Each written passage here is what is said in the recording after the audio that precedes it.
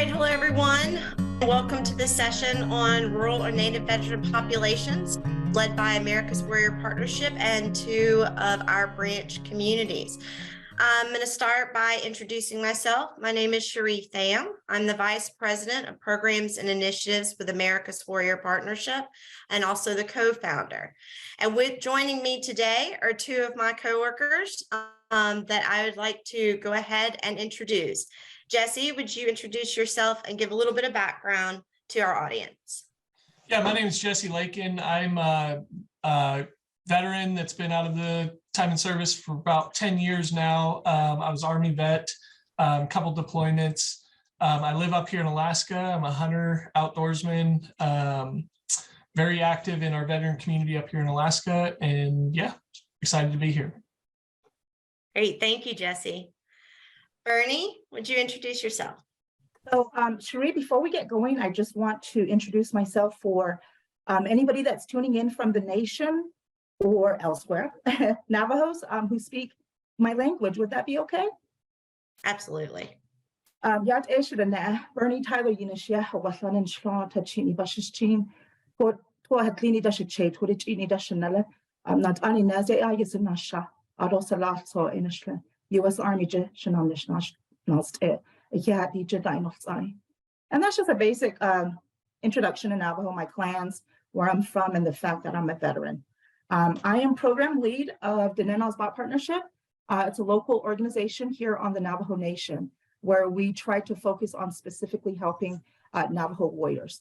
The Naazbaa translates to just that, Navajo warriors. Great, thank you so much, Bernie.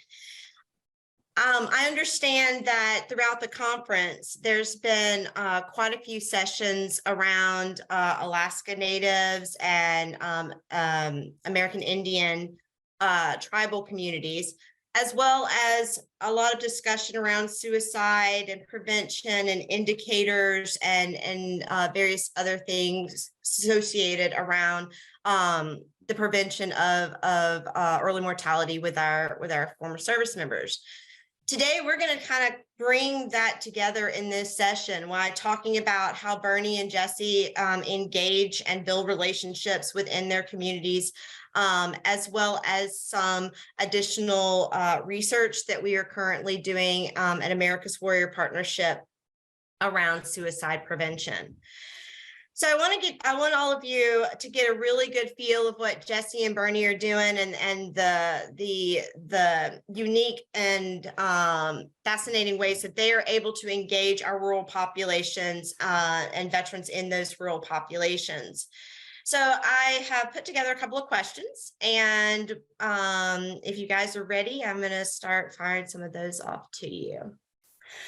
So my first question is to tell me a little bit about the veteran geography and Bernie, I'm going to start with you. What does the demographic of veteran look like in the Navajo Nation? So let me go back just a little bit. I just want to tell you about the geography of the nation itself. So we're pretty big landmass wise, 27,000 square miles in 3 states. A majority of our nation lies in Arizona, some of it in New Mexico, which is where I'm at, and then a little part of it in Utah. So as you can see, just thinking about 3 states, how big our reservation is, and we are the largest Indian reservation all over. So now when we talk about veterans on this nation and the geography, we're pretty spread out.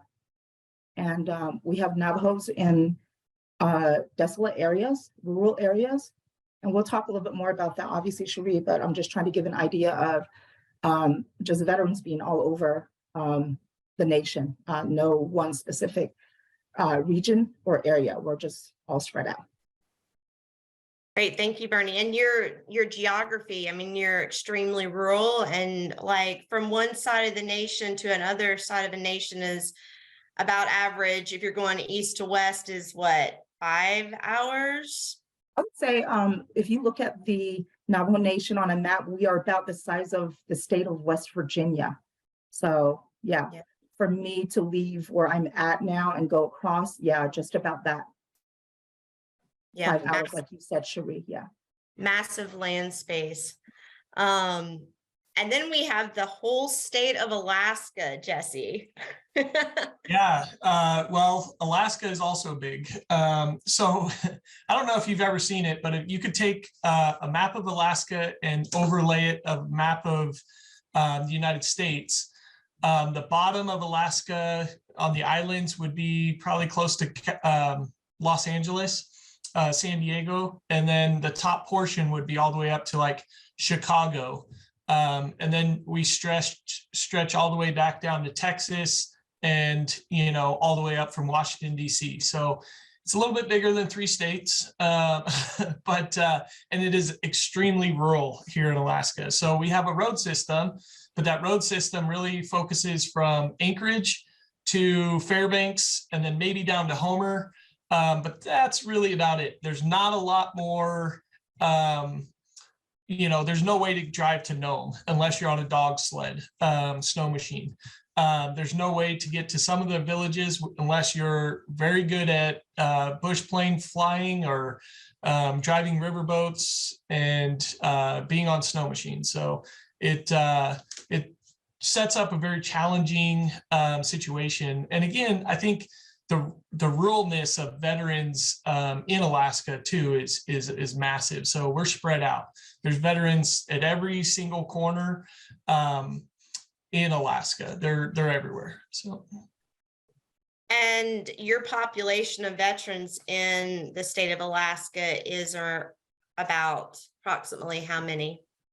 Yeah, so it's massive. So we have the most veterans per capita in the United States, most female veterans per capita in the United States, up here in Alaska as well. And we're everywhere. There's a massive amount of veterans in this state.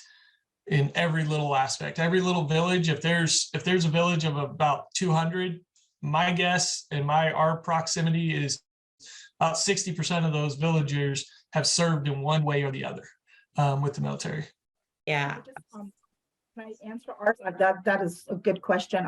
So out here on the Navajo Nation, there's approximately 14,000 Navajo warriors that we serve.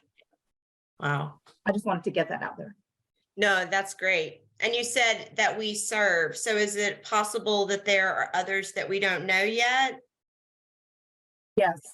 When Navajos serve, some of them don't come back. They go to the urban areas. They're closer to access things in the city. So they go to these larger populous areas. So they don't always return to the Navajo Nation. Mm-hmm. So Jessy, you said per capita that Alaska has the largest veteran population.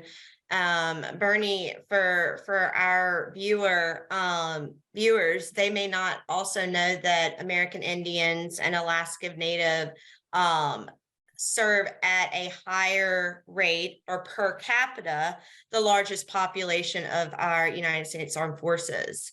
So that's another very unique thing about both of the areas that you're both serving. Yeah, so can I chime in on that real quick? Yeah, so in Alaska per capita, it's about 40,000 veterans here in the state. And in our rural communities, like I said, it's closer to 65% of the homes in our rural communities have a veteran living in them. In our cities, that's closer to 15%. So you see a huge difference there. So with both of you, you've got a large geographical location. You've got a extremely difficult terrain, if you will, to get from point A to point B. A lot of challenges, a lot of barriers in doing that. What have been some ways that you guys have been able to go out and find veterans in your community, given those challenges? And in some cases, lack of resources, whether that be transportation, as you said, like Jessy, to get there, like maybe you just don't have access to to a plane to get from point A to point B with everything, you know, frozen up, or Bernie, the same kind of thing with you, because I mean, I've been in your area during the winter, and, you know, it's, you know, inclement weather there to get. So how are you guys overcoming the geographical, you know, and other climate related things, and finding these veterans that are in rural communities? Either one of you, I'm open for either one of you to start. Yeah, I'll chime in. So Alaska is very unique, and it's very unique in the mindset of, you know, it's cold, but we have cold weather gear. Let's throw it on and let's go fight the weather, right? And so our mindset is let's get out and let's get active any time of the day, any time of the year. Some of the things that we've done in the last year, we partnered with a team of veterans running the Iron Dog. The Iron Dog is over 1,000-mile snow machine adventure from Anchorage to Nome, and it stops off in about 5 to 7 villages along that trail, and they do an overnight at each one of those villages. So our warriors that were on those sleds, the snow machines, were able to communicate with the local villagers, the veterans in those communities, and really spread the message last year. Is a super unique mindset. And then it also builds a lot of trust in those villages, because that's how they get around, right? If you're going from Shaktoolik to Nome, you're taking a snow machine in the wintertime. And that's, you know, 100 miles right there, right? And so that's a day trip to the grocery store in sometimes. So coming into a village and being on a snow machine, and those local veterans look and see you sitting there freezing because you just got off the sled, they're more willing to bring you into the house, get you some coffee, have a conversation with you, and grow that mutual respect from there. Bush planes are massive. So a bush plane is a little 2-seater Cub that we fly all over the place. To find a pilot like that, yeah, it is challenging, but it's a very effective way to jump on a plane and land in a village. And I'm talking, there's no runways, you know, like the runways are somebody's pasture or backyard, something along those lines. You're landing on a river, a frozen lake, something along those.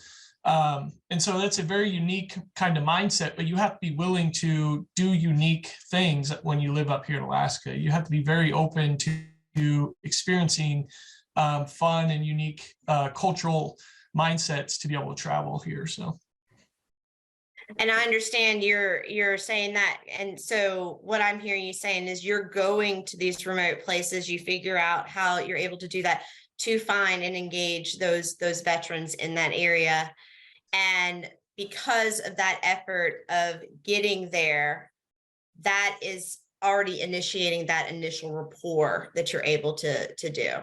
Yeah, for sure. And, you know, I think the mindset is we have to be hunters. You know, in Alaska, we're hunters, but you have to be a hunter to go find those veterans that are hiding in the shadows, that are hiding out and may not know their resources, may not have the basic knowledge of what their benefits are. And until you're right there in front of them to be able to educate them, you know, that's a huge challenge. And you know, the infrastructure here in Alaska is very limited, roads to internet and cell phone services.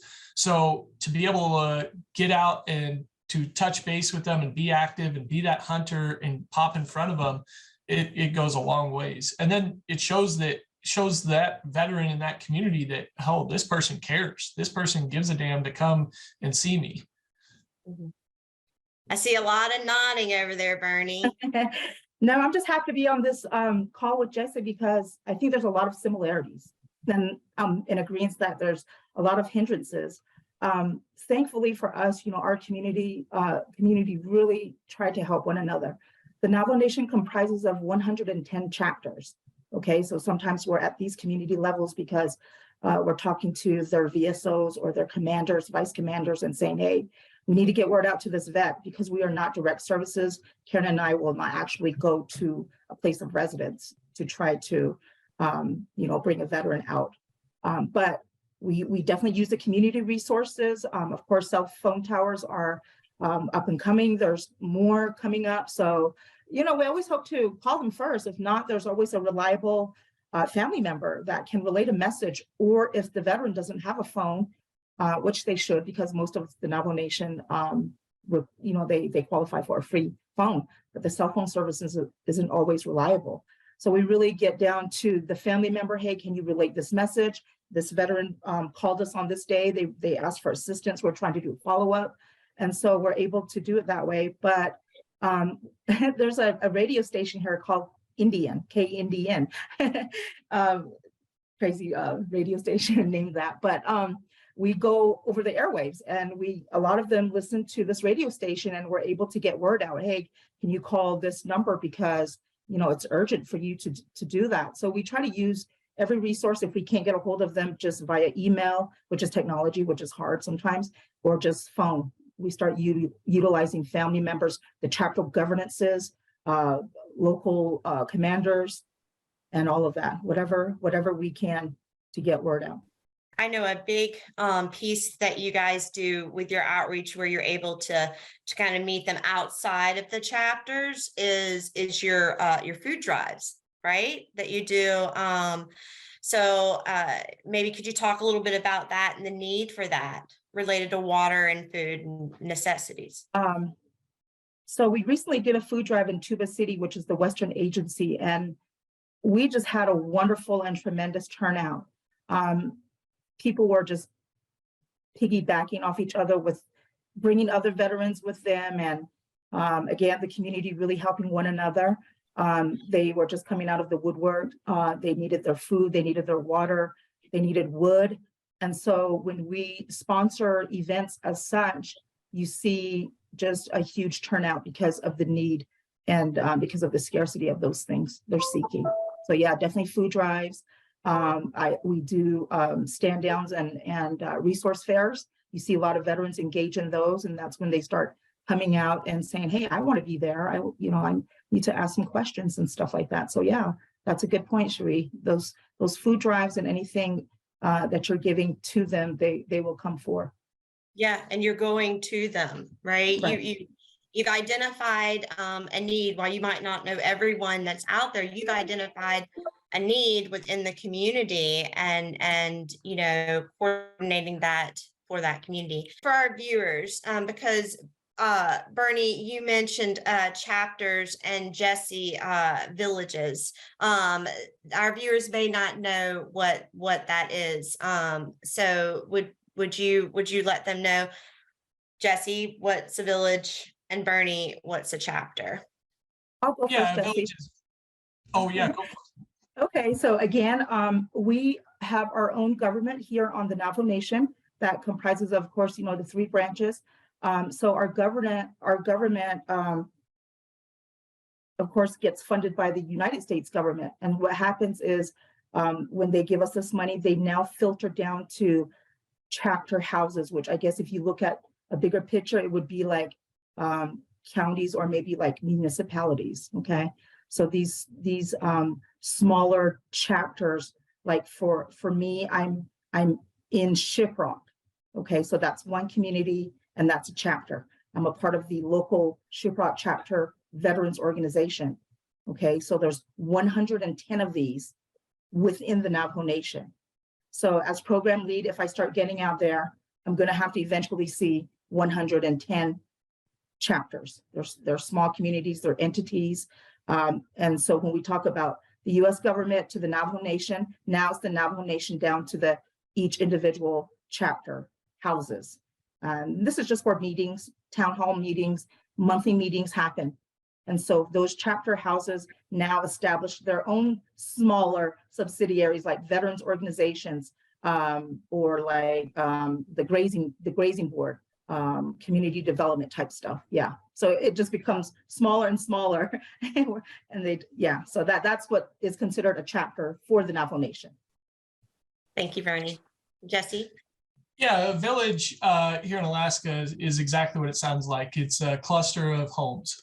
So we have bush communities. That's another term that I may use. So a bush is living out in the essentially wilderness of Alaska, and a bush community could be, 300 to 500 miles spread out. And so you could have a house every 50 miles, every 100 miles down a river, and that could be considered as a bush community. But the villages are the hub central area that may have 5 to 6, 10 houses kind of in that general area. And then it would go from there to towns or cities. And in Alaska, in my opinion, because I wasn't born and raised here, a city is like Anchorage, Fairbanks. Those are the big cities. A town would be, the 20,000 realm, and then communities could be 500 or 600, and then villages are probably 50 to 100 at most, and then so that's kind of the biggest difference. Great. I'm going to jump a little bit to bring this back, because we have a couple of questions in the chat that relate to this, but I think will bring us into a larger conversation really around healthcare, which we were going to discuss. So the questions in the chat were, considering the geography challenges, is telehealth something that is beneficial? And if so, like, what's the Wi-Fi like? What's the Wi-Fi like in Alaska? What's the Wi-Fi like? Because obviously you can't have telehealth or telemental health without, that Wi-Fi element. So you guys want to kind of touch a little bit on your broadband, because they are very different, and your telehealth related access. Yeah. Most of you know that when the pandemic hit, a lot of people thought the nation was going to get wiped out just because of how fast things were moving. And it was this national thing. And this is when the telemedical stuff came into play. We couldn't get to the medical facilities. Now, granted, reliable Wi-Fi wasn't always prevalent. They went to chapter houses or somewhere where they could meet with their medical doctor via Zoom or Skype type access. So as I mentioned before, Cheree, cell phone towers are coming up. They're not just going to be here and there, they're going to be everywhere eventually. And that's going to make things accessing the internet and having cell phone on the Navajo Nation a bit easier. So for us, what we do have right now, I live in Shiprock, I have reliable Wi-Fi, but then you get into more desolate rural areas, and it's harder sometimes to make a phone call out or get on the internet. But just the elders don't know technology well, and sometimes they need the guidance and somebody, maybe the younger generation, a niece or somebody there to help them figure those out. Yeah, so for now, I will say that the Wi-Fi is somewhat reliable on the Navajo Nation. And where it's not reliable, are there spots like where telehealth and telemental health are provided if someone has the transportation to get to those access? Yep, everybody has access to their local chapter houses where they now have a few computers readily available for the members. So yeah, if they can find transportation or their way there, they're more than welcome to use those computers for free.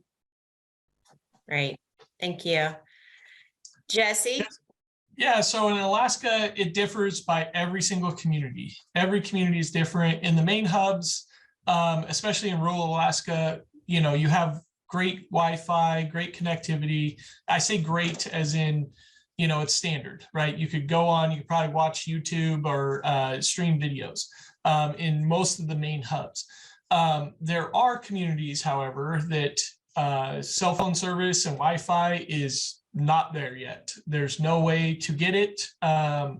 Satellite radio, is not a thing up here in Alaska, and satellite cell phone service is just starting to kind of be available. But of course, that brings the expense to the realm. That's super expensive to have a satellite phone. And most of our communities are very low income.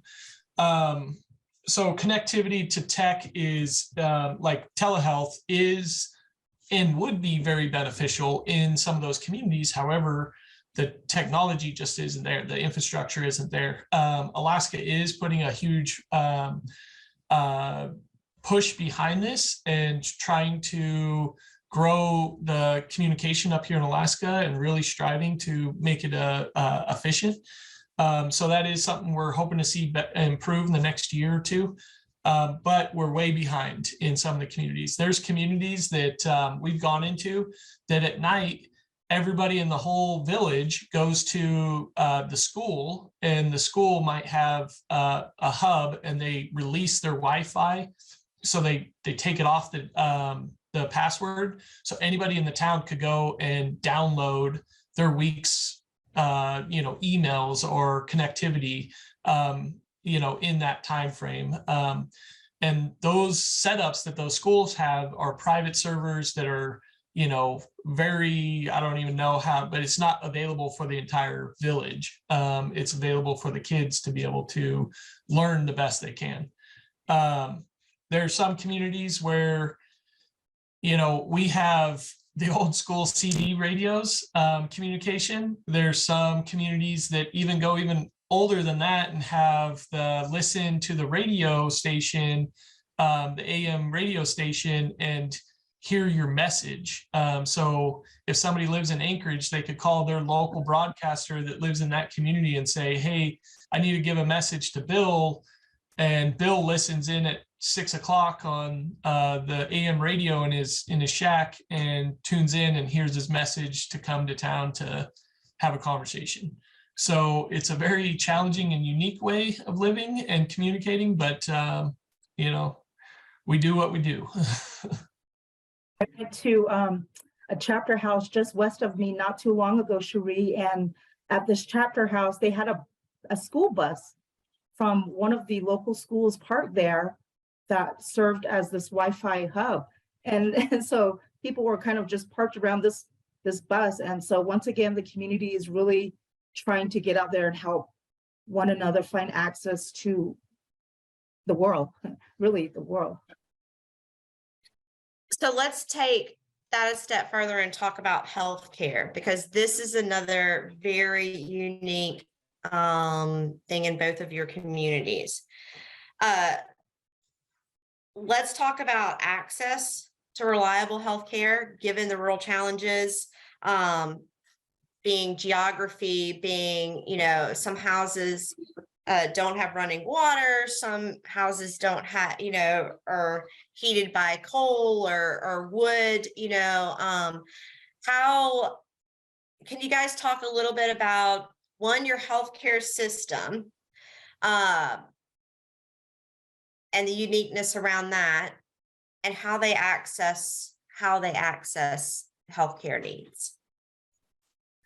Bernie, you want to go first? And just doing some research about how I can get information to Navajo warriors about their healthcare systems here on the Navajo Nation. So I found that there's at least 20 plus facilities all over. Okay, so I don't think we're scarce, when it comes to these facilities. I think the issue is getting there, missing the appointments because we can't get there.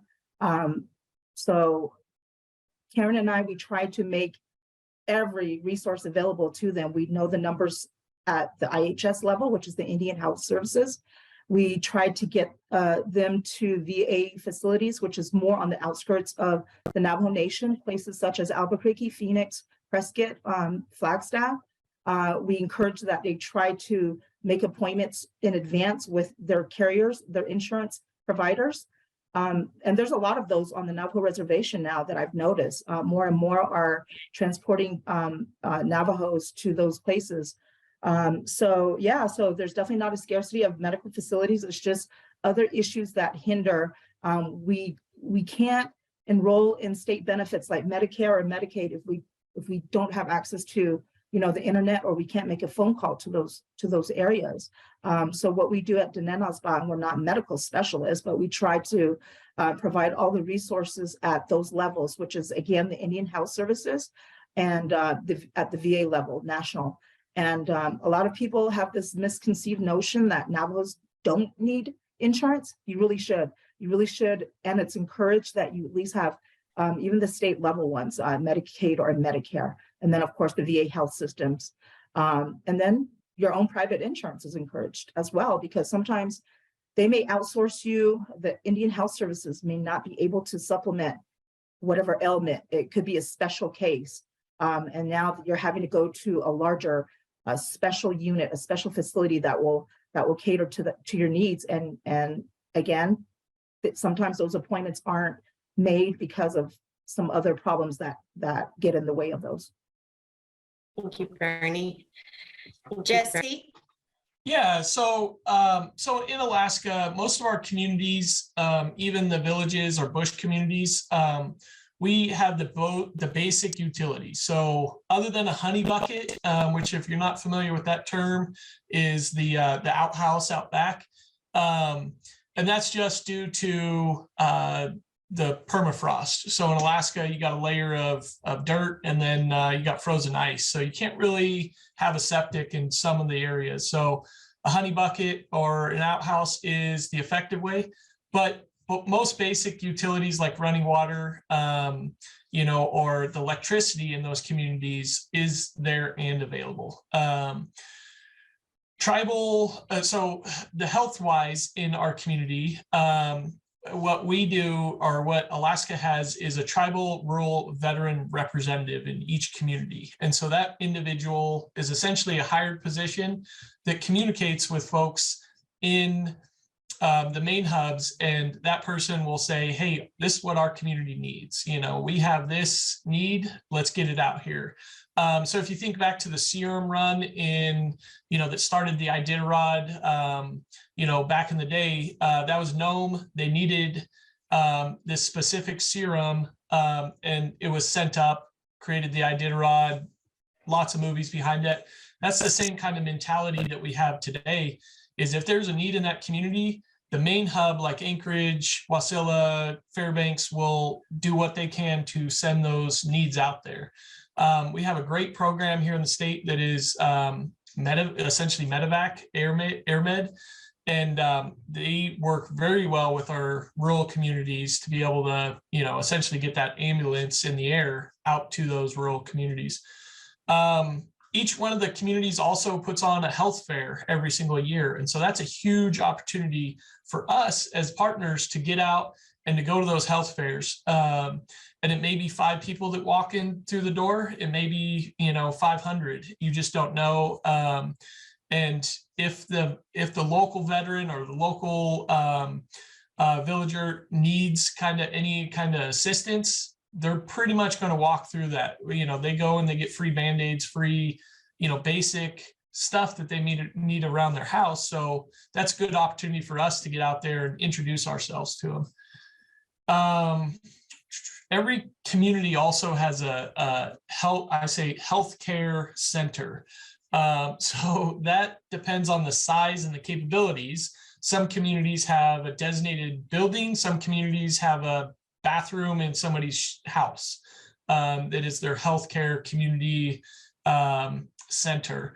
And everything is super different. So you could walk into one and you could be able to, see a dentist. You could walk into one and you could get a Band-Aid on your boo-boo, essentially. So it really just depends. But every community does, by the state, have that availability. And we're trying to grow that. We're trying to fix those issues and recognize the communities that are lacking and help them get to the next level from there. So I want to add one other thing to all of this, Cheree, if you don't mind. When we started back up after COVID, we had a lot of requests for traditional healing. So a lot of Navajos don't believe in going to a medical facility when they would rather be seen by a medicine man. So those were some of the issues that we were facing. There was a time when our VA administration was actually paying out for these things.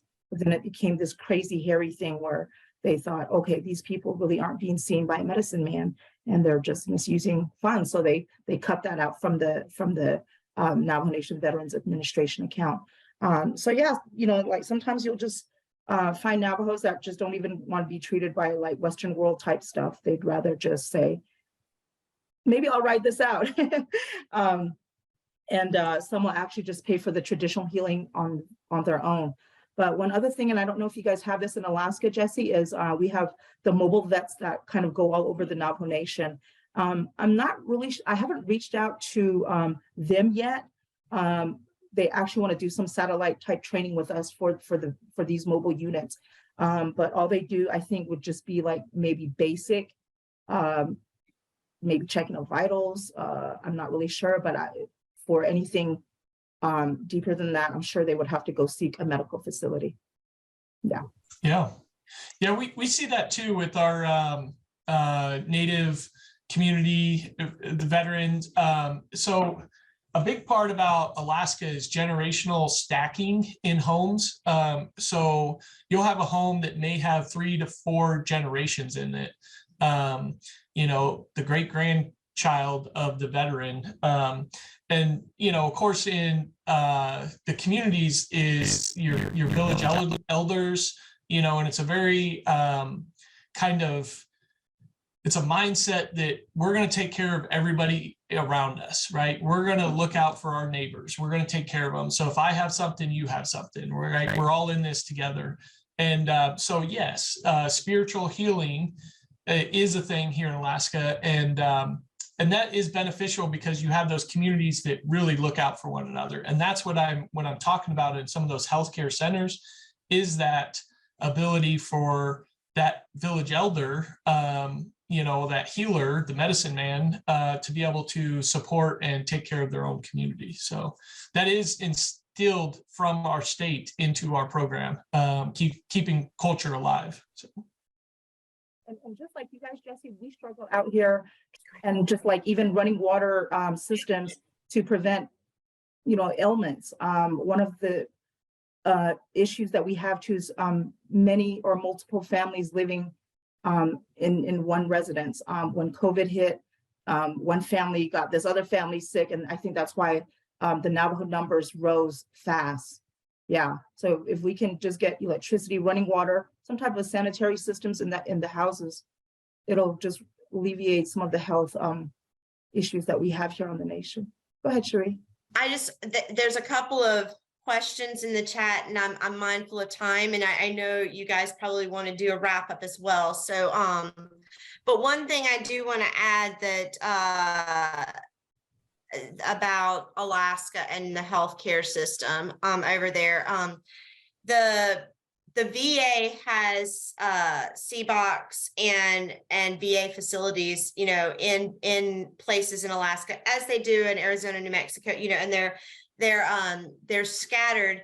What the Alaska Secretary of the VA, Bertie Bowman, did a couple years ago was he opened up to any healthcare facility can be used as a VA facility. So veterans can use the regular healthcare clinics. And these clinics are very similar to like what you talked about, Bernie, with the tribal healthcare clinics. And they're located far more, the Alaska healthcare system is located far more across the terrain of Alaska than the VA facilities are able to. So I just want to put a plug out for Alaska and Bertie for being able to kind of bring all of that together. That kind of leads into to the question. There's a question that says, what's being done to help get better infrastructure out to these rural areas? What can advocates do to help? Now, it's a slow process, right? We know, like, magic wand, infrastructure is a huge thing, but there is a lot of different things. I just talked about like the healthcare thing piece in Alaska with Verdi. Another big thing with infrastructure is with Alaska is a big military base.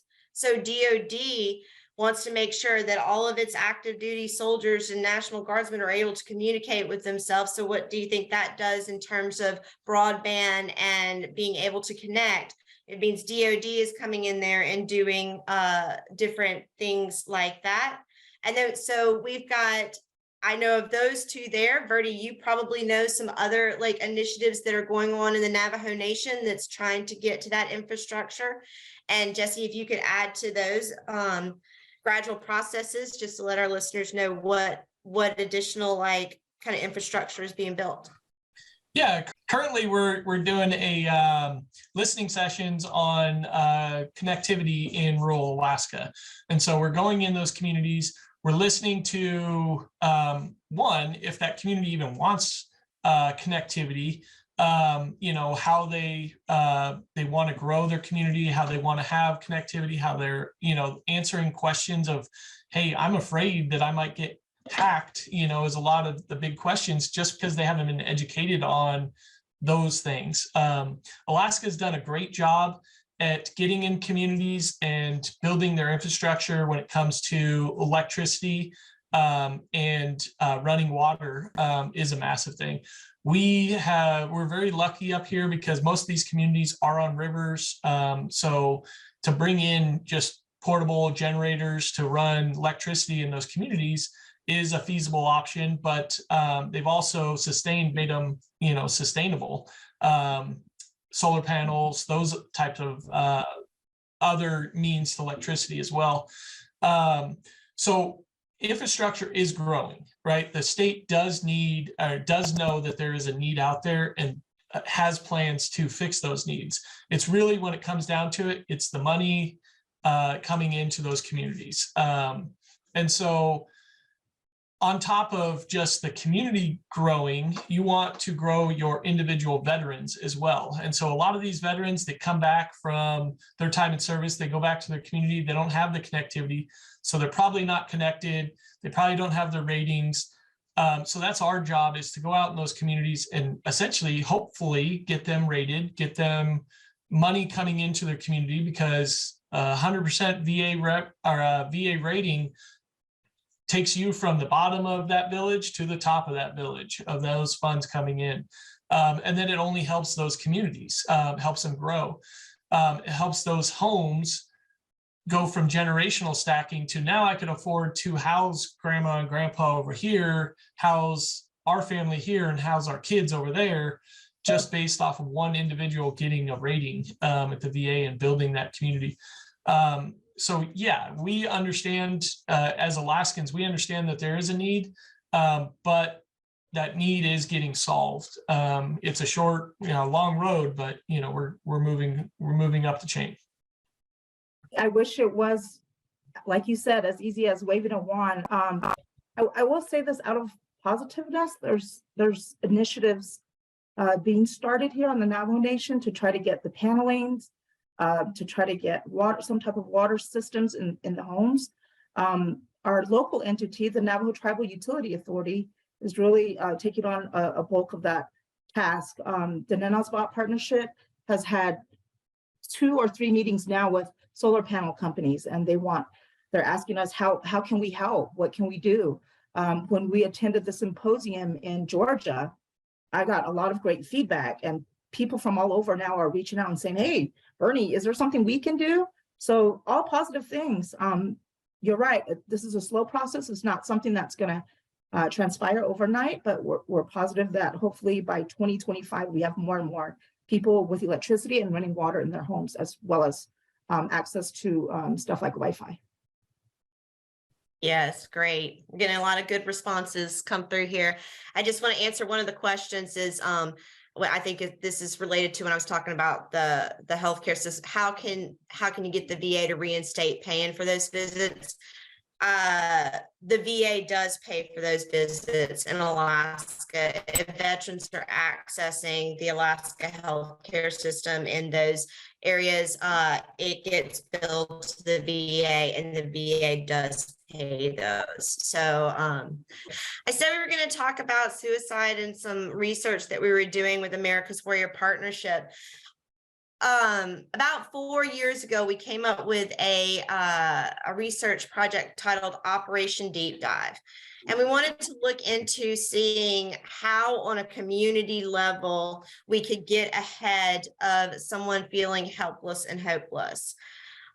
You've just heard both Jessy and Bernie talk about how important it is for outreach, how important it is to find the veterans, build a relationship with them ahead of the crisis. And that is the first step to really supporting what we can do in prevention of early mortality. Currently, we have released our interim summary findings. I'm not going to go into great detail about that because of time, but I just want to let our viewers know, if you'd like to just Google Operation Deep Dive, it'll come up and you can see the interim summary, and the contact details for that is my coworker, Crystal Garcia. Please feel free to reach out to her with any questions that you have, and her contact details are on that site. All right, Bernie, 3 minutes wrap up. What have we not said that we just want to say? Well, first of all, I'm honored to have been on this forum to just really get the Naazbaa Partnership's name out there and how we're trying to assist veterans. You stated that outreach is very important. That's what we do on a day-to-day basis. And we really can't strive as an organization if it isn't for the help of everybody. And I always say, you know, through funding from the American people, we're able to do boots on the ground and really try to get to these veterans in need and help in any way that we can. So if you would like to speak with me personally, then my information is there in the chat box. Reach out to me, get to know my organization. I can send you flyers, anything that you ask of me, but really just try to help support the Naazbaa Partnership, because we're a unique organization. We're local to the Navajo Nation. A lot of times we're bringing in organizations from off the reservation, but we are actually on the nation. So we are just really close to these veterans. We're in the communities with them. We go to where they are for the outreach aspect. So thank you, Cheree, for having me. And thank you for everybody that's listening in, whether it's from the Navajo Nation or just Navajos that are tuning in from all over the world. Thank you. Thank you, Bernie. Jessy, any wrap ups? Yeah, I would say the same thing. You know, jump on our Facebook pages and like both of our Facebook pages, the American Warrior Partnership as well. You can find us Alaska Warrior Partnership. Yeah, check out what we're doing. We're doing amazing things. We got some great stories always popping up. No matter where you're at in the nation, definitely support by at least, you know, liking the page and sharing comments. You know, Alaska is a very unique mindset, and we do some really cool, fun things. Actually, this weekend, I'm heading up to go dog mushing. So if you guys want to see some cool videos to do some dog mushing, definitely jump on there. And, you know, that is a very spiritual, cultural thing up here in Alaska that is awesome. And if you've never seen how happy dogs are, working dogs are, I mean, it is amazing. It's really a great thing. So check it out. Check out what we do. Check out what the Alaska Warrior Partnership is all about. Like us on Facebook, and thank you for being a part of this forum. Thank you both. Yeah, thank you. Bye, everyone.